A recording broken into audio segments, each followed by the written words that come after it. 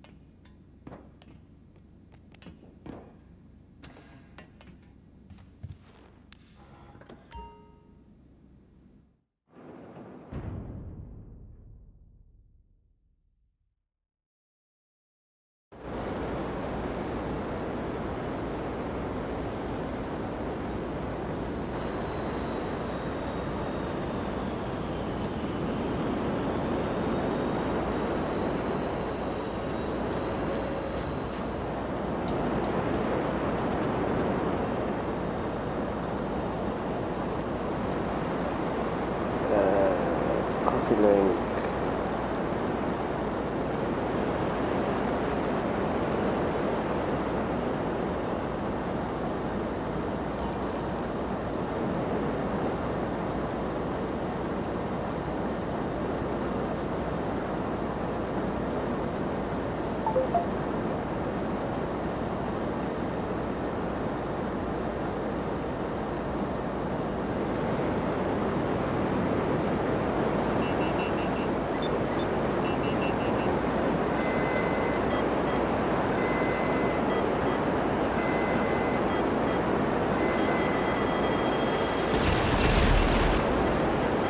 Oh, they're on the office building.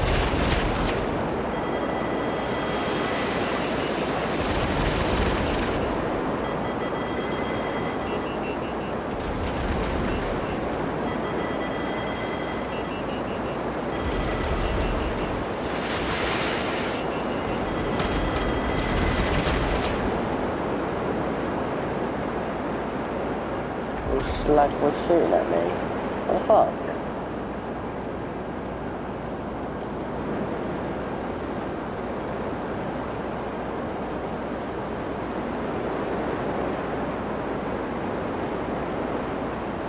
You know what, Shad? I'm gonna text him saying why try killing me.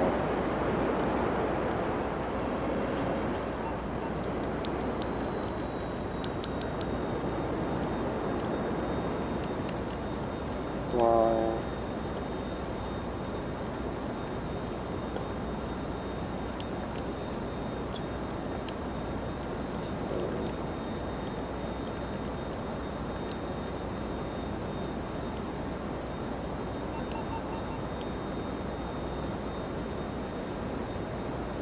Where's level 100?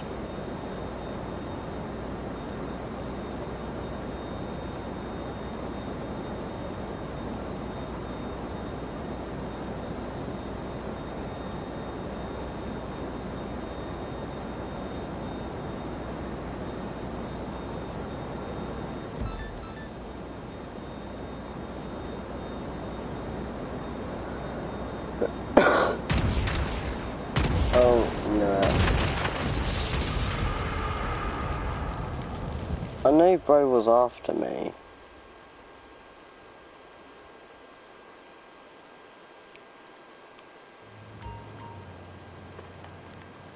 Bro wanted his kill back because he tried killing me.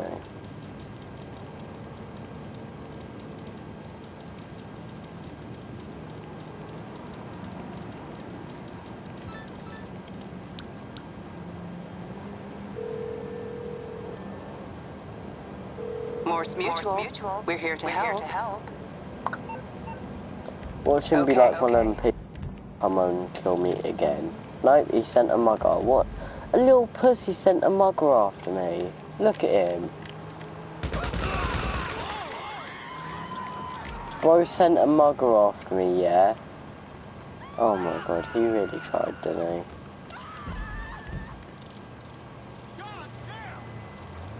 Look at him. Pussy.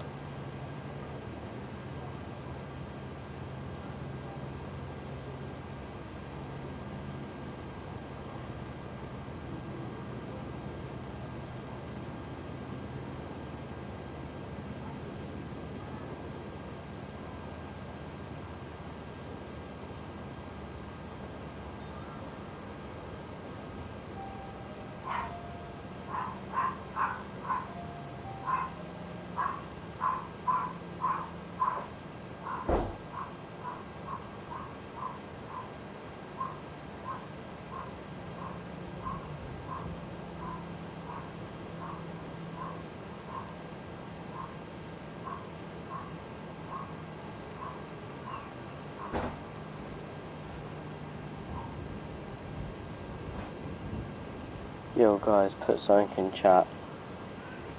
There's no way this guy's gonna agree.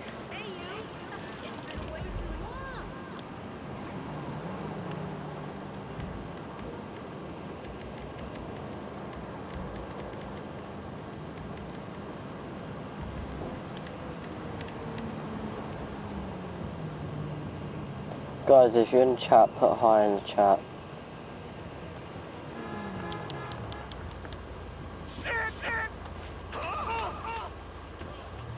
Oh shit, I forgot it was top there.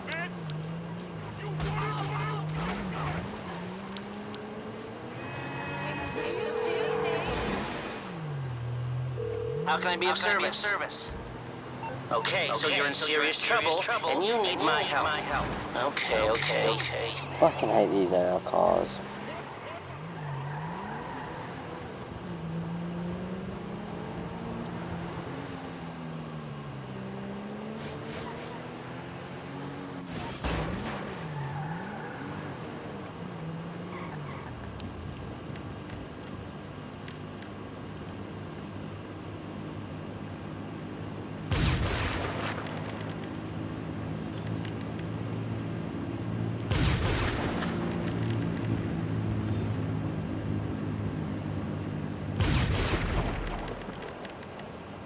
That looks so satisfying. Oh, I can't be bothered to say it.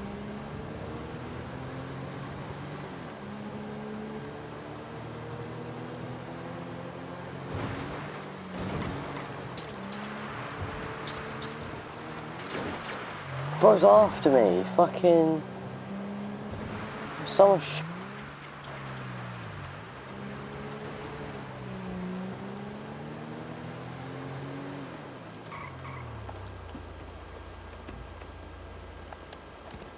They want their kills back. Part 1, when they're trying to have fun, they instantly die.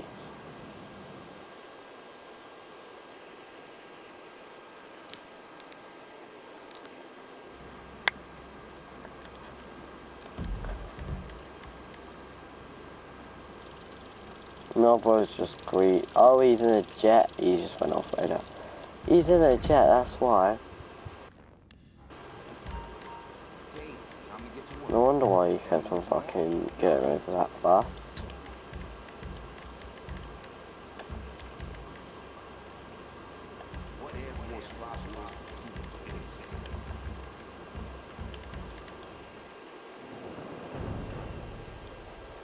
No wonder we.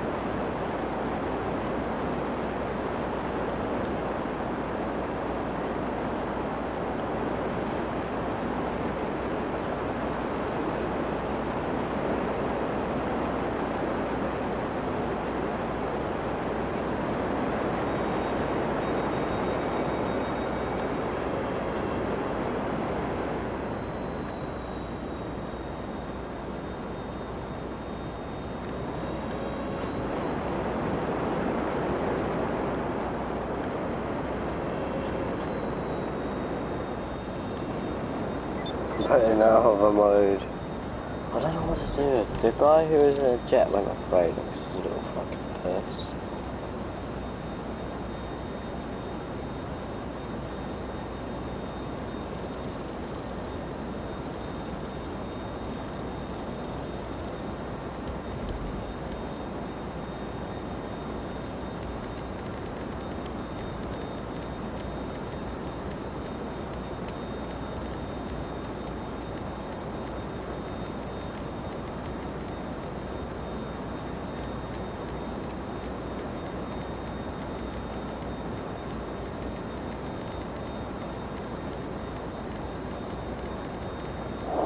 Strip club.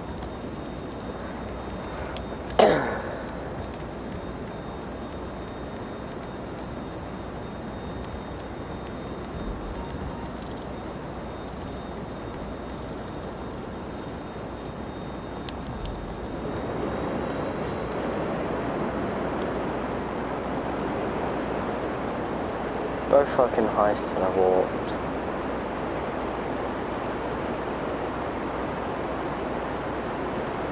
As soon as I went in Ghost, he went his thing.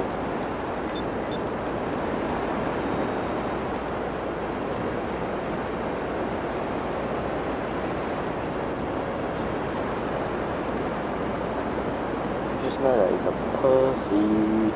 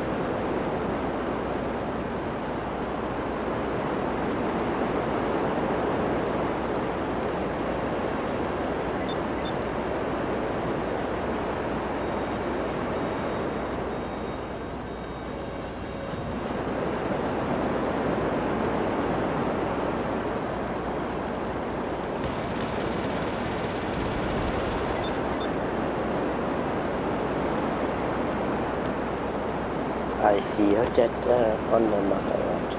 I am gonna get the motherboard. I really need to phone stand. Before I attack him, I'm gonna put my phone on a stand or something because it's just sitting there on the floor. And I don't want it to be on the floor, so I'm gonna put it on a little stand what I made.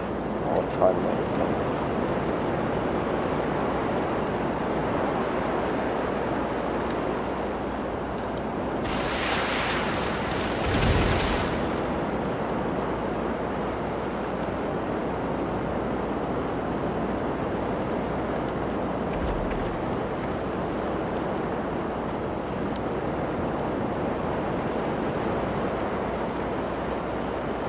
Go out of a jet.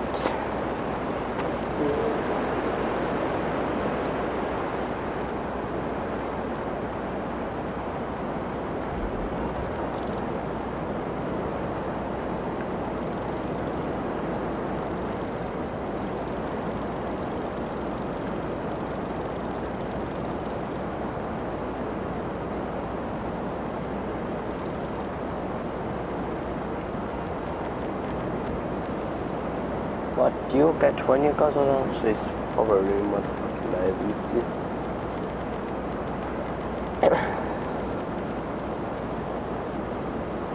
10 kg. Okay.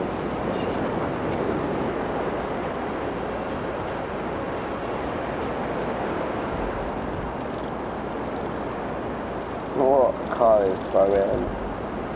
Dead getting aces. Oh, talking about agency vehicle, I need to get that agency vehicle out again. I don't think I have it.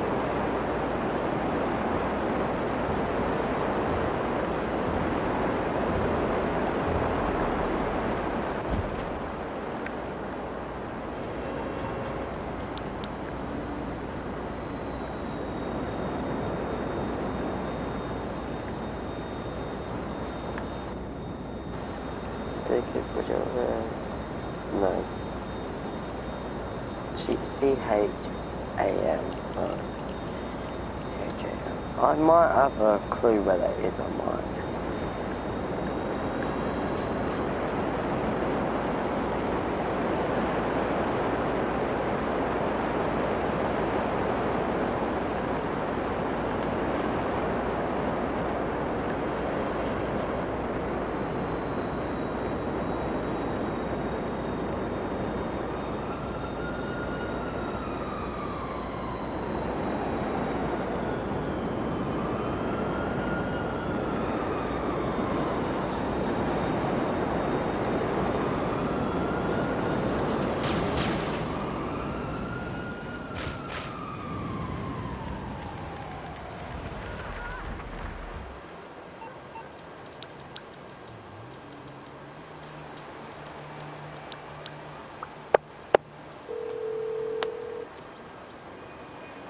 Calling for some wheels? I'm Johnny on the spot. I'll hook you up. Champion.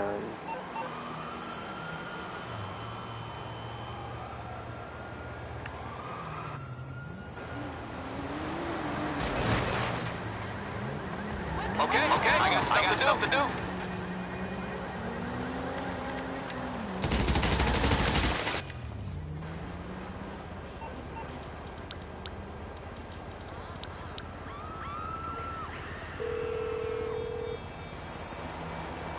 You need something, huh? One of your rides? Let me know.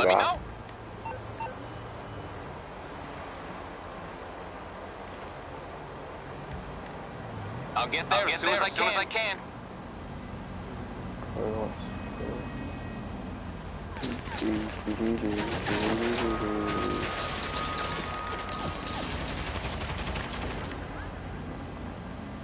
I hate when people try.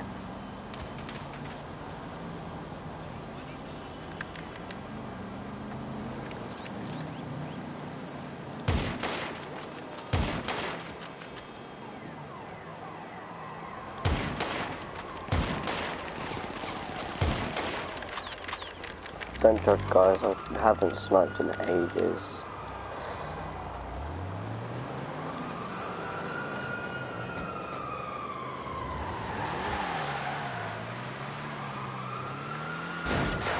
He's level 32 and he's going around killing random people and he's level 30.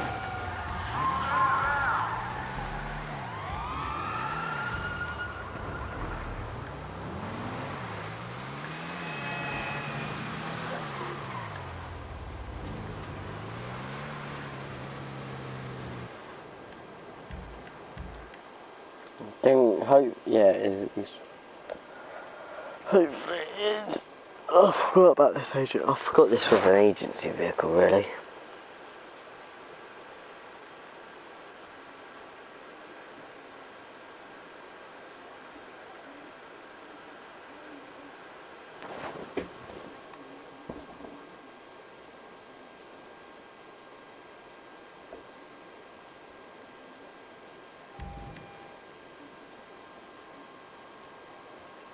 Yeah, it is in this one.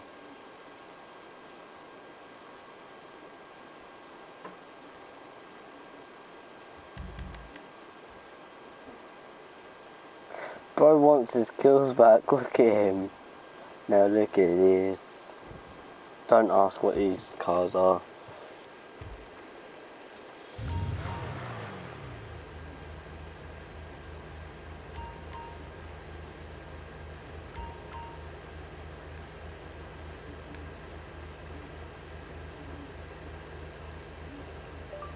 By the way, I know a secret spot.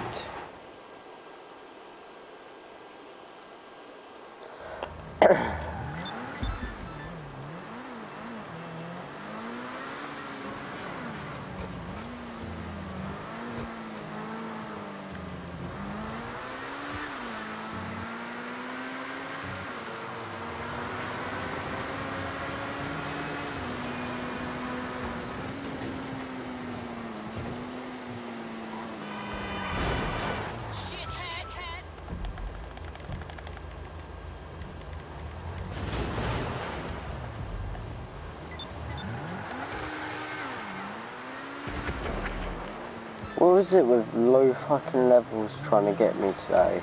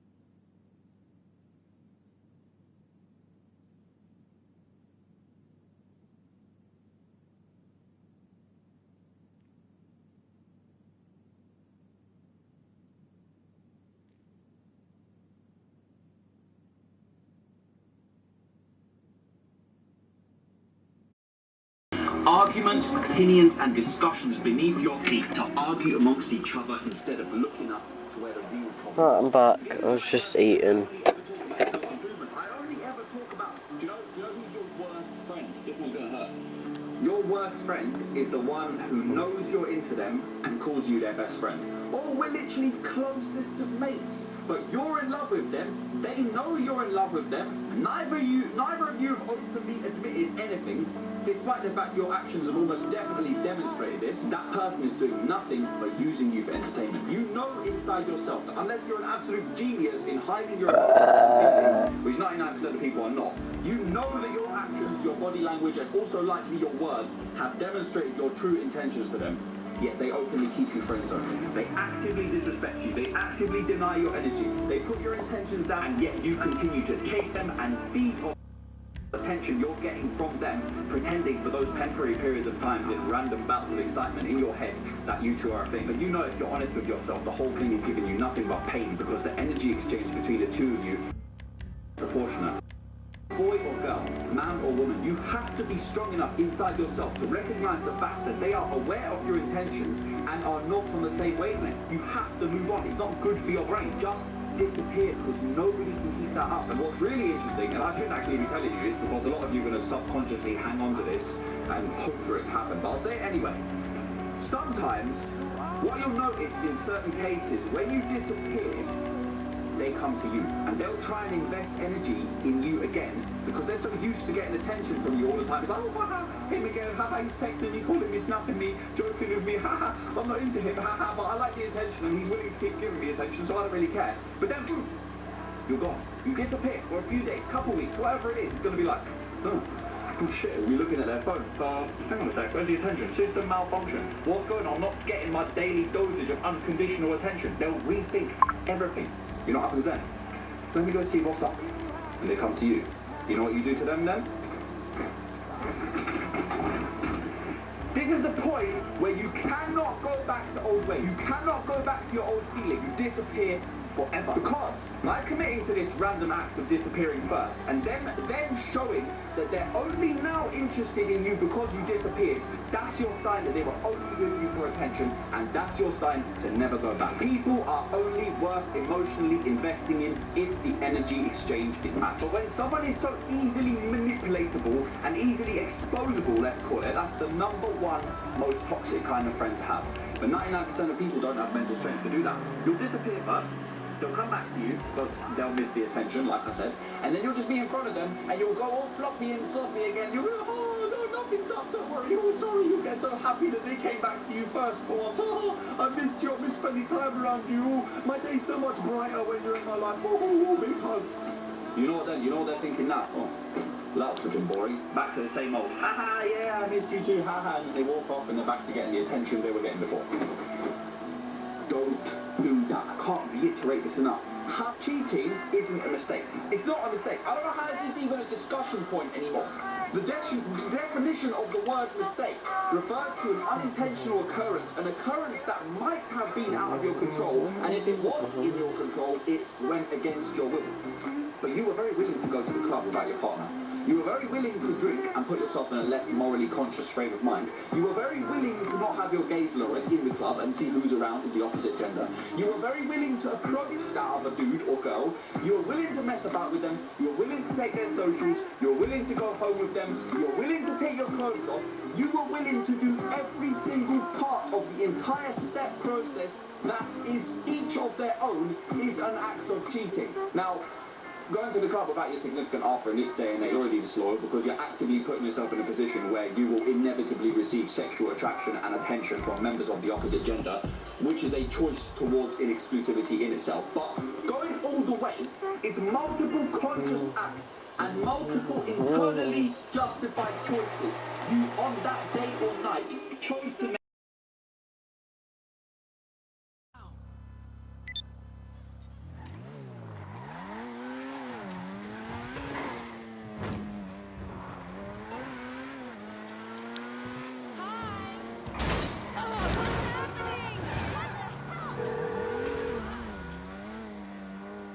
You're through to your garage. You, need me to bring you...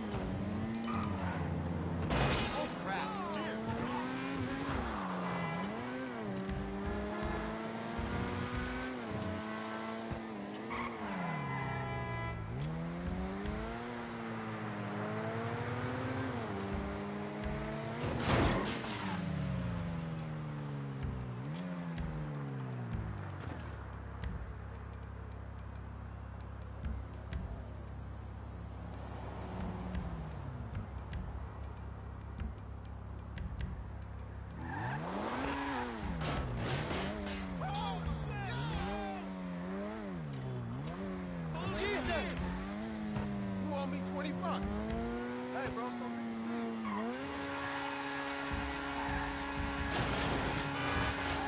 All right, I'll get back to work.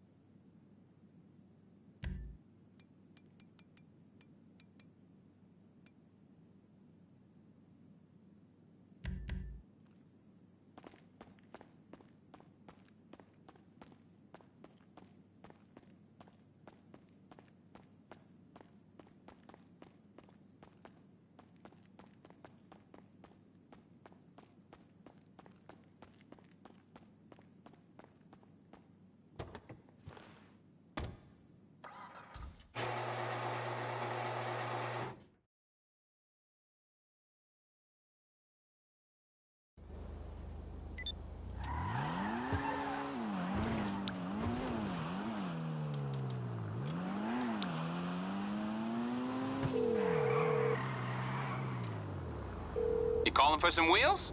I'm Johnny on the spot. I'll hook you up. The decline, the younger generation on average. And it pains me to say, because I'm all about taking responsibility of your actions and understanding and practicing wrong from right. But it is actually not young people's fault one little bit. All any of them are doing is running away from the depressing reality that's forced upon them from birth and will continue to be forced upon them as their life goes on, creating this sense of trappedness and lack of purpose and lack of escape. And I know this from personal experience. I know because I almost ended up exactly like the absolute worst of our generation. But luckily, I had good parents at home who kept me grounded, who stopped me from veering in that direction. But I know that most people don't have parents like I do. They don't have positive influences around them. In fact, for most people, the most positive influence they have is some other kid at school who's also got the same messed up shit going on in his home. How can we possibly penalize a generation of young... I get a lot of comments, people constantly telling me how my content is very direct and it's very to the individual, how it feels very personal, how a lot of people might feel attacked. So, whether you're new to the channel or not, you'll notice that 90% of the time I speak in second person. I speak directly to you. I tell people the changes they need to be making in their life, the things they should and shouldn't be doing in order to become a higher value individual. Now, it's very simple.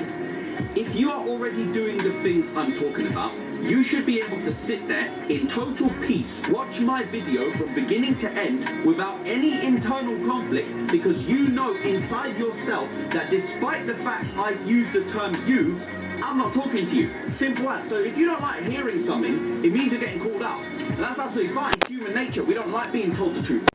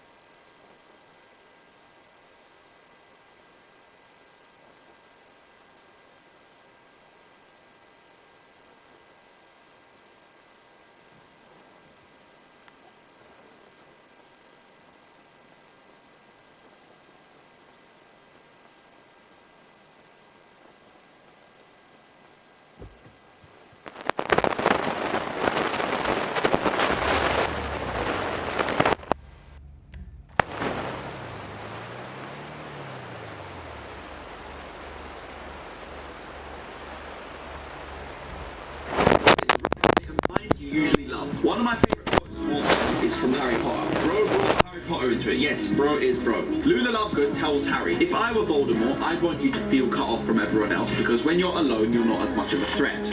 That is such a powerful message. When you're reminded that we are intentionally made to feel lonely so that we are a weak society, because in numbers we would be stronger. I don't need to tell you what a strong bonded society leads to, but all of you are such gullible puppets. You're all too caught up in the rat race, arguing with each other about rubbish, arguing about racism, arguing about transgenders, about religion, about feminism, about fashion, about Harry and Meghan, about the Kardashians, about who painted their nails. The list goes on. When actually what needs to happen is a worldwide uppercut glitch so that you all point your chins upwards, stop arguing with each other, and look at how you're all being simultaneously puppeted and distracted from the real fundamental society's issues. Number 2, governments and higher-ups need you to be depressed in order to maintain a depressed, low-energy society. If you were full of energy and happiness and goals, you'd be a problem. We would slowly but surely run very low on people who are content in being a big man, working 9 to 5s and cleaning public toilets. Everyone would all of a sudden have power in their chest to work on themselves, study self-improvement, marriages would improve, kids' upbringing would improve, and the higher-ups wouldn't be able to get away with half the rubbish that you're too tired and weak to argue against. Number of non-mainstream research, and you'd quickly realise that antidepressants are a business plan to maintain international depression and the ever-deteriorating psychological health of an ever-weakening population. Here is the test. You experience trauma, you feel depressed, you go to a doctor for help. He tells you there's no cure and he prescribes you antidepressants. You take antidepressants and you are numbed, not improved. That's very important. Temporarily numbed. Then, with time, your body immunifies itself and the effects become not enough. You then go back to the doctor for stronger ones. This becomes a never-ending loop. You fuck up your whole body with the side effects and you never return. You are not the only one. There are hundreds of millions like you. Supply and demand. Business. Number 4, paraphrastically encouraging being depressed by indirectly offering a comfort zone for you to just slump into without you even realizing. So you just brainlessly, like a sack of potatoes, do exactly that. How? By intentionally making you lazy and disguising it with convenience. Do you understand that AI is the beginning of the dumbest, laziest, most robotic, dystopian, incapable addition of humanity this planet has ever seen? It's already begun, and I'm not susceptible to this, but you are, and if you don't actively battle it, it will consume you. One harmless, convenient piece of technology at a time. Oh, contactless, so I can just tap my card. How convenient. Payment done. Oh, I can put that on my phone? Oh, wow, just tap, beep off, pay with my phone. I don't even have to remember my wallet anymore. Great, how convenient. Oh, I can chip myself. Oh, great, I can just take my hand out of the house. I've got everything in here. How convenient. My files, books, homework, phone, card, everything's in my wrist. This is so convenient. I can just get out of bed, put some dry shampoo whilst I walk to work. My hair will look alright and everything's in there. Oh, how convenient. Now listen to me closely. I'm a modern boy. I love technology. But where me and the average individual differ is I'm aware of the fact that this is deliberately put under my nose to make me lazy. I'll exploit these technologies for my own purposes, but I will battle it where I can. Others will get exploited, and they represent the majority of humanity, and the majority of humanity will become mentally handicapped. That is where we are headed. Uber Eats was one of the starters of this. People don't cook any. Traditional home values and models are disappearing. I was brought up in a home, and so were my parents, where no matter the amount of money in the bank, even if it was just 50p, my mother had cooked, prepared, warm meals on the table for the family. My parents and grandparents did not have time to be depressed. There was no choice. This is different now. There is time to be depressed. You're allowed to be depressed. You can be lazy. The world allows you to do the bare minimum, and all the wonderful, convenient services will be just there for you, just one tap of a button away. Number 5, this one is huge, establishing the supposed ideology that physical and mental health are separate things. When we say we need to improve our health, just health, okay? What's like the first thing that pops into your mind? Oh, I need to improve my health. What do you think? Oh, you need to eat broccoli. You've got to have your fruit and veg. You've got to do exercise. You've got to drink water. You know, the basic obvious stuff. Who talks about something for mental health? How have we allowed ourselves as a society to be brainwashed into thinking and establishing depression and anxiety as some sort of terrible disease that floats into the air and latches onto the unfortunate and catches you if you're unlucky? Why do they do this, you might ask? Because it blinds you from the fact that you also need to physically work to improve your mental health. Because think about it. Actually, you don't need to think about it. 99% of you are doing something to try and improve your health, right? Everyone's trying something. No matter how small it is, right? You either go gym, that's to lose a bit of weight, or you drink more water to make your complexion, your skin nicer, or you have lots of vitamin C to make sure you don't get colds and flus. What do you do for your mental health? Number 1, eat better. Number 2, be more active. Number 3, clean your room. Number 4, take cold showers. Number 5, maintain your hygiene. What positive affirmations, bruv? Go to the gym. Stop eating shit. Your veins are delivering chewed up donuts and McDonald's to your heart. What the fuck? In Cleopatra's pyramid makes you think anything inside your body is functioning properly. Whoa, what does a cold shower do? Google it. You lazy, incompetent, useless swine. You know what? I'll do you a favour. It boosts your mood, it alleviates depression, improves male testosterone, which has a million benefits in its own department. But let's stick to the unisex benefits. Number 4, it boosts your immune system. Number 5, it improves your sleep. My 80-year-old grandmas are both taking cold showers, and I have 20-year-olds coming in my comments saying they can't do this. Fuck off, bruv. And this leads me on perfectly to number 6, the final of the 6. Tough. You'll never get tough love from the higher up. Tough love is the most powerful form of care. A person who tells you the stuff I am telling you now, nobody cares more than someone who tells you this stuff on earth. How do you know to trust me? Because I am here to tell you everything I know to escape the mousetrap that's placed beneath your feet the moment you pop out of your mum's stomach, designed to keep you there for the rest of your life. I am here to tell you how I wake up at 5 a.m. on 3 hours of sleep and have more energy than a guy who's had 9 hours of sleep, eaten clean for 7 days and watched a motivational video 10 minutes before. I'm here to tell you how I am not indestructible, but tenacious. I can't emphasize enough the amount of you who are fantastic at the rules. Actually, there's a reason 90% of people are like this, and that's because of schools. Schools make you the perfect obedient slave. They teach you to do the minimum, to do as you're told, and essentially to make sure what is asked of you gets done. Okay, let's not get into schools too much. As soon as a situation arises that you haven't been briefed about or you haven't experienced before, you lose your shit. This isn't in the rule book. Computer malfunction.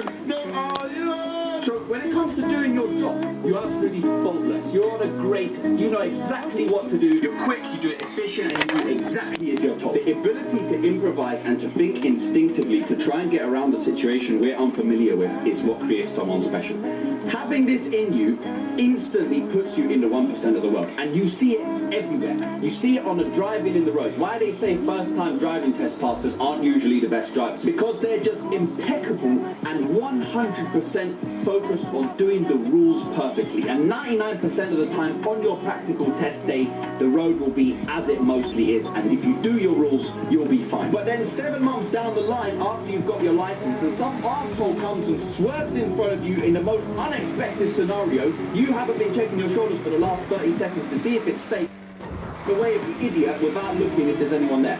Why? Because it doesn't say anywhere in the highway code that you have to do that. In the highway code it says check your mirrors every road you enter and then 10 to 2 on the wheel. Ooh. Okay, alright, let's leave drive. You see it in your day-to-day jobs. For example, at a bank, whatever, right? Most situations that may arise on the job you can deal with. But as soon as a customer brings something to the table that you haven't been briefed for, sorry, let's get my manager. What do I do? You lose your shit. There's no composure. There's no instinct application, no common sense, no versatility, improvisation, creativity. You see it in performance as well, and interestingly this is actually the main thing I noticed between playing semi-professional and professional football. The semi-pros are good, don't get me wrong, the standard is solid, they understand the tactics, they do their jobs, everything is very much by the book, it's physical, win your tackles, do your duty, work hard for the team, and bear with me for those of you who aren't interested in football, I won't stay on football for too long. I'm just using something from my personal experience to make a point. In professional football, they do their job perfectly as well as all the other stuff. They're able to create things and understand things on the pitch that the rulebook simply can't teach. The use of instinct and creativity is levels above, and the players simply bring things to the table that you just can't coach. So a semi-professional footballer would come to a professional game and he'd do his job, yes. Maybe technically and tactically he won't be on the same level, that's normal. But the main thing that separates the pros and the semi-pros is the adaptability, the versatility and creativity to deal with situations that aren't predictable and do and understand things you simply can't teach. And this is why students with top grades don't always do fantastic in life. They do the textbooks and the exams perfectly. But life isn't a textbook and an exam. Everyone who does something fantastic in life brings something new to the table, something that doesn't exist in the textbooks. This person understands something that hasn't been understood before, is able to adapt in a way that others can't adapt to, is versatile to a level that your common folk everyday versatility or lack of for that matter, can't even closely compare to. They have a level of competence that 99% of others simply don't have. And you get this by spending time around the correct people, by being self-aware and demanding on yourself to always want to be able to do more, not just what's asked of you. Surround yourself with people whose life goal is to go above and beyond in absolutely everything they do. I can't emphasize enough the amount of you who are fantastic at the rules. Actually, there's a reason 90% of people are like this, and that's because of schools. Schools make you the perfect obedient slave. They teach you to do the minimum, to do as you're told, and essentially to make sure what is asked of you gets done. Okay, let's not get into schools too much. As soon as a situation arises that you haven't been briefed about or you haven't experienced before, you lose your shit. This isn't in the rule book. Computer malfunction. No, So when it comes to doing your job, you're absolutely faultless. You're the greatest. You know exactly what to do. You're quick, you do it efficient, and you move exactly as you're told. If you're to improvise and to think instinctively to try and get around the situation we're unfamiliar with is what creates someone special. Having this in you instantly puts you in the 1% of the world, and you see it everywhere. You see it on the driving in the road. Why they say first-time driving test passes aren't usually the best drivers? Because they're just impeccable and 100% focused on doing the rules perfectly. And 99% of the time on your practical test day, the road will be as it mostly is. And if you do your rules, you'll be fine. But then 7 months down the line, after you've got your license, and some arsehole comes and swerves in front of you in the most unexpected scenario, you haven't been checking your shoulders for the last 30 seconds to see if it's safe to swerve out the way of the idiot without looking if there's anyone there. Why? Because it doesn't say anywhere in the highway code that you have to do that. In the highway code it says check your mirrors every road you enter and then 10 to 2 on the wheel. Okay, alright, let's leave driving. You see in your data, those of you who have worked or are working in an average 9 to 5 job, your number one duty, aside from the obvious tasks that are a part of your role in that job, is to remember that the customer is always right. Regardless of the situation, no matter how difficult it is to swallow in the moment. And the goal behind this common corporate philosophy is making sure that you still make the sale and brand reputation isn't damaged. So essentially, you have to go out your way to be extra kind, even when it's perhaps absolutely under no circumstances just, and you'll have to be stoic and put up with rudeness, abuse, and any other kinds of negativity that the average member of public might choose to take from their life they're unsatisfied with and bring to your shift because they know they have nothing to lose. But you have your job to lose, and you're not really the one in power, so you just have to deal with it. You're at the job. It's part of what you're getting paid for. Unfortunately, that's the world we live in. But the end goal is always pleasing the customer and providing the service. Now, theoretically speaking, let's take Cafe Nero, for example. If Cafe Nero did a poll with all of their customers one day and got all the visitors to vote 100% honestly on the satisfaction or lack of the employees of that particular branch of Cafe Nero, at the end of the poll, they would get rid of any employees who consistently received negative feedback from customers. Now, let's take a school where, logically, the teachers and the staff are the service providers and the students are the customers. Okay, the students aren't paying teachers directly, but the teachers are getting paid to provide a service and make happy, successful customers. So the concept's the same. But if students of most schools, I'd argue, if they had the opportunity to anonymously give honest feedback about their teachers, 90% of teachers would lose their jobs tomorrow. But that doesn't happen, does it? Students will never get the opportunity to be asked, are they learning and enjoying themselves? Are they satisfied in their work environment? And are the teachers living up to their service provision requirements for the money they're being paid? The answer to those 3 questions is 99% of the time, no. But nobody cares about the students. And actually, 95% of students who are in this analogy, the service receivers, are in fact the ones on the receiving end of the rudeness, the abuse, the disrespect. And they are the ones who are thought to have to be stoic and attempt to work in an environment they hate. Much contrary to how it's supposed to be. Now, this isn't at all to say that all students are angels, by no means at all. I mean, we all know how badly behaved the average 9, 10, 11, 12-year-old of the UK is today. You're a teacher, your job's to come to a class, teach the lesson, provide as much value as you can, and you can be the best, kindest, happiest, most benevolent teacher ever, and you'll have to put up with such brats that you'll have time to question yourself, where the devil in your job description did it ever say this was part of it?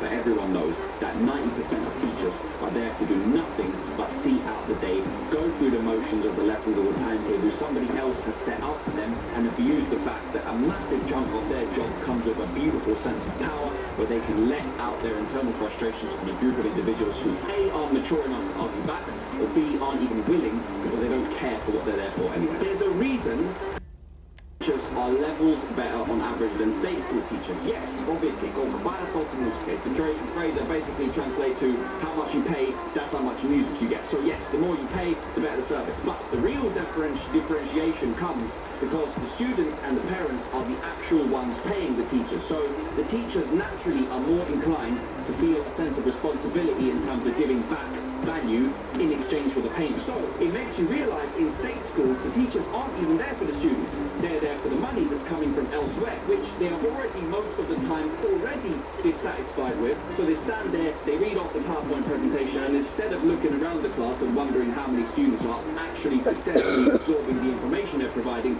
they're too busy thinking how their PowerPoint presentation is worth an extra 5% increase in their salary from the government, and until they do that, they're not interested in trying to teach something any better. So you can now understand how deeply fucked up this all actually is, and the answer and what needs to be changed is, as usual, at the top. Those of you who have worked or are working in an average 9-to-5 job, your number one duty, aside from the obvious tasks that are a part of your role in that job, is to remember that the customer is always right. Regardless of the situation, no matter how difficult it is to swallow in the moment. Most people think they're hungry all the time. Ask yourself this. How many times a day do you find yourself kind of sitting there, you're bored, you're going about your average day, you're in the moment, you've not got much to do, and you just think, oh, I'm hungry now, I'm going to go stuff something down my gullet. All the time feeling a bit peckish and feeling like you need something in your stomach, and most of the time, it's crap food. You don't feel peckish and go and eat a salad or a piece of fruit. You'll go in the snack cupboard and you'll chuck some biscuits down or some crisps, or you'll order an Uber Eats or some juice or a fizzy drink. And then, depending on whether you're lucky or not, different people's bodies react in different ways. So some people put fat on really easy and some people can stay thin. But neither of you are getting away with it. The problems are just sometimes externally visible and sometimes not. Well, okay, you get the point. And now picture this. When you're busy, and when I say busy, I mean properly busy and distracted, you don't remember food once.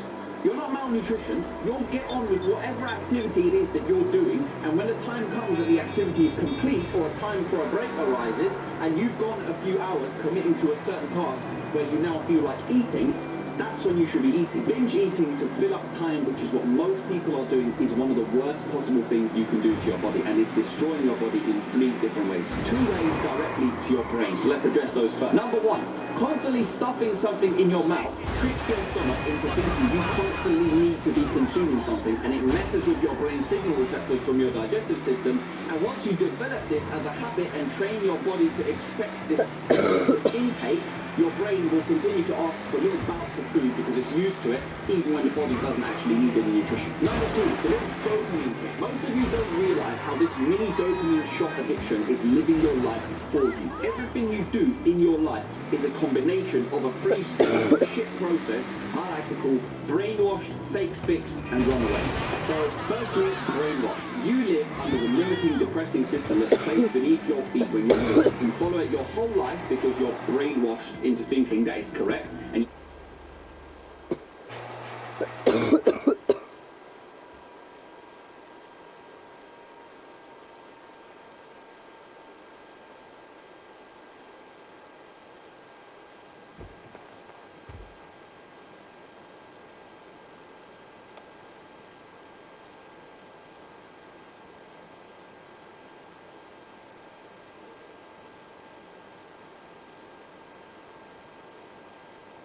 your parents and teachers, who the fuck is still vaping? How is this still a thing? Who's doing it, bro? And I know my comment section after this video is just gonna be like, oh, just watch this with a mint muffin blueberry geek bar in my mouth, or whatever other flipping rainbow flavoured colored air you lot are breathing. You know how bad it is for you. Most of you aren't even quitting smoking. Not that it makes it any better, but just to make a point, your only reason for starting was either peer pressure, crowd following, or stupidity. Each reason just as brainless as the next. But the level of denial that it's not quite literally deteriorating your mind and soul, turning you into a sloth and planting diseases in your body that will multiply and cause life-threatening damage to your body. It's just beyond me. It causes depression. For starters, one Google search does the trick to find this out. The world will tell you that smoking and vaping relax you, but they have some side effects that do damage to your health. It does the polar opposite. It destroys you. Do you know how many emails I get from companies asking me to promote them? No word of a lie. No word of a lie. I could have literally made 6 figures last year just from promoting vape companies. That's how much money around. And next question you might ask is, oh, that's so terrible of them. How could they promote vape on TikTok as a kids app? Why would companies target a kids app to promote vape? Because that's the target audience. It's no longer a means for quitting smoking. That's what it started out as, which is idiotic in its own way, because there's literally a study that proves vape is worse. But now, vape is a beacon of looking cool to walk around with these flipping coloured tubes. You look like a dickhead. You breathe flavoured air. What sort of two-legged rainbow donkey unicorn society, bruv, are we living in that somehow, as a society, we have allowed walking down the street puffing out of what looks like a Crayola crayon on crack to become the image of cool? I just don't get it. And this next part is my favourite part. So, okay, at this point, alright, you want to do it. You think you look cool. You know it's unhealthy whether you admit it to yourself or not, but you know deep down inside yourself it's not good for you. But okay, you still want to do it. You're flipping it. Alright. But now, you have a government campaign coming called Swap to Stop, where the government is going to freely give out £45 million worth of vapes to supposedly help people quit cigarettes. I mean, how stupid do people get? I mean, at this point, they must be in some room in the government all having a laugh at how they can actively take the piss out of this nation, and you lot will buy into it. How about ban cigarettes? It's pretty simple. Cigarettes and vapes are banned. You can't sell them anymore. Sorted. No, that doesn't suit them. Because they need you to focus on puffing your unicorn marshmallow flavoured crayon rather than improving yourself and upping yourself as a person. Because for as long as you're out there taking selfie videos, you breathing your stupid vape, you're controllable, you're enslavable, you'll maintain their infrastructure for them, you'll go through the motions in your useless life, and not to mention you'll die early, pollute the world less, and take up less of their food and resources. It's very simple. But I'm just waiting for 30, 40 years down this line for this species' life expectancy to literally plummet. And you're going to be looking around each other, waiting for everyone to drop dead, because everyone around you is doing that. Like, what's happening? I ate my 5 a day. I eat McDonald's once a week. I'm trying to help you now, right now, whilst you can still help yourself. I don't have to spell it out for you lot enough. They're giving out lung poison for free.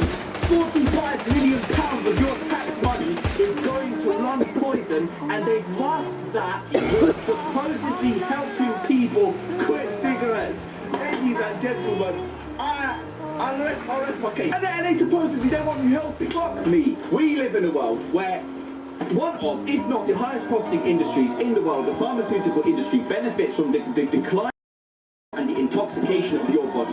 Energy companies benefit from energy crises, and the military complex benefits from war.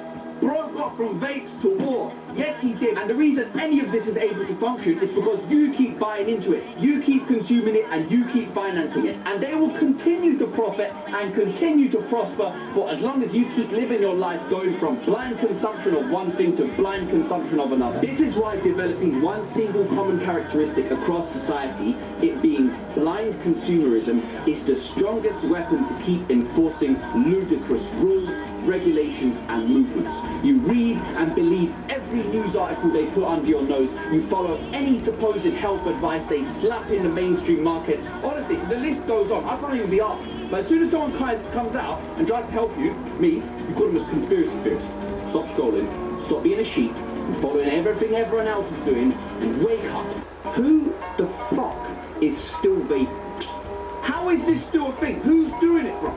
And I know my comment section after this video is just going to be like, oh, just watch this with a mint muffin blueberry geek bar in my mouth, or whatever other flipping rainbow flavoured coloured air you lot are breathing. You know how bad it is for you. Most of you aren't even quitting smoking. Not that it makes it any better, but just to make a point, your only reason for starting was either peer pressure, crowd following, or stupidity. Each reason just as brainless as the next. But do you know what I never wanted to be when I started this self-improvement page?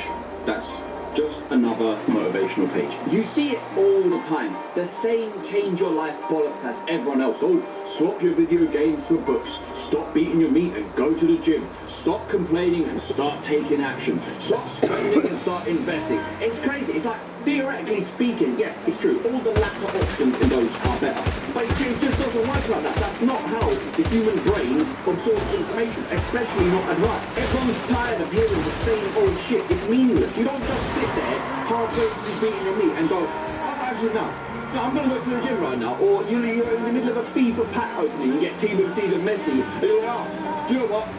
Give me that book. Not to mention, the phrase escape the matrix is a phrase that actually had a real meaning behind it when it was first established across socials a few months ago.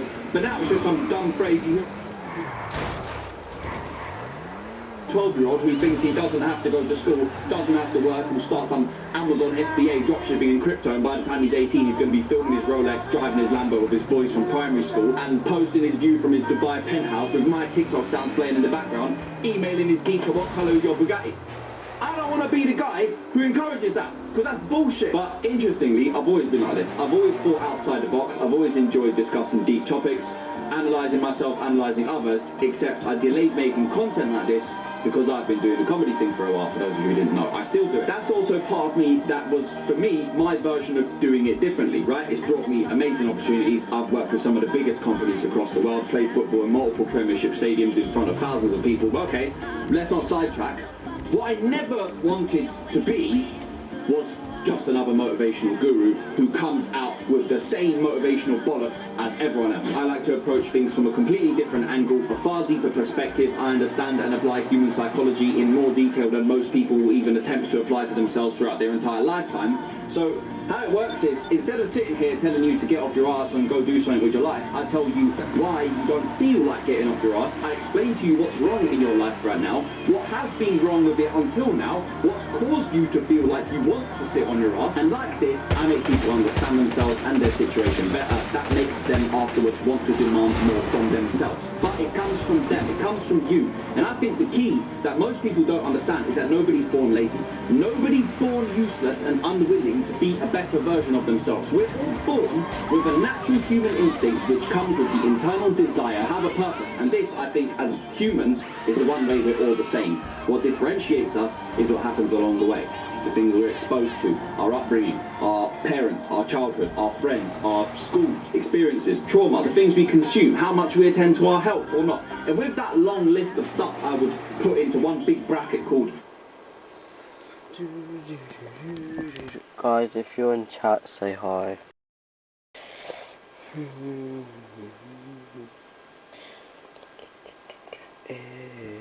Let's have to unpin that.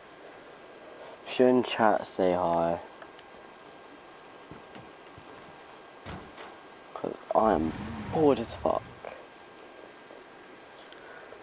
Just been listening to TikTok for long.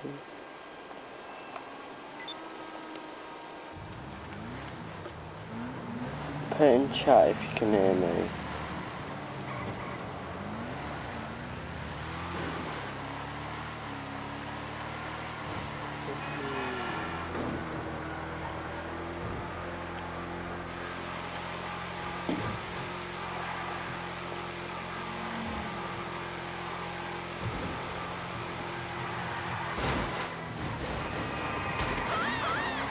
Well, that woman is dead.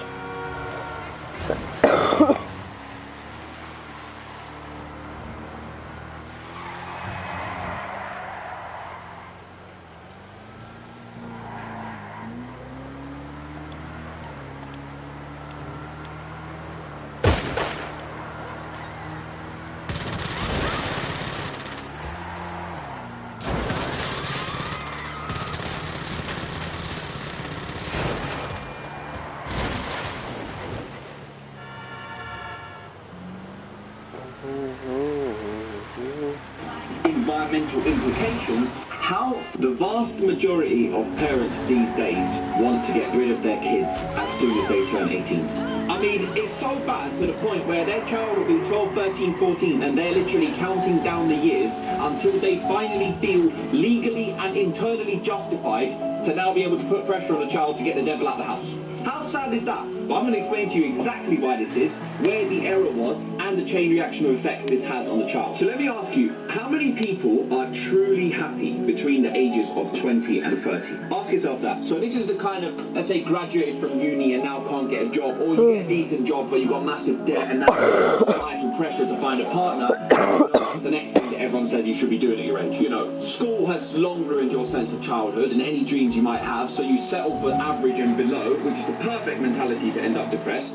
Or you didn't go to uni, you're trying to find some sort of clarity in your life, your finances aren't sorted, and you're working out where exactly you want to go, looking for jobs, trying to maintain your social life whilst knowing deep inside yourself that your life right now feels like this huge bubble of going through the motions, uncertainty and indecision as to who or what is next. Either way, I think it's fair to say 95% of people are stressed, unsettled and overall unhappy. We as humans, when we are born, are naturally blessed with a certain level of coping mechanisms to deal with environmental stress. Some may be less, some may be more. Let's say, some people are more blessed in this department and some maybe have a harder time dealing with things naturally and also as a cause of things like upbringing, households, experiences and other environmental implications. But everyone on average has a decent level of coping with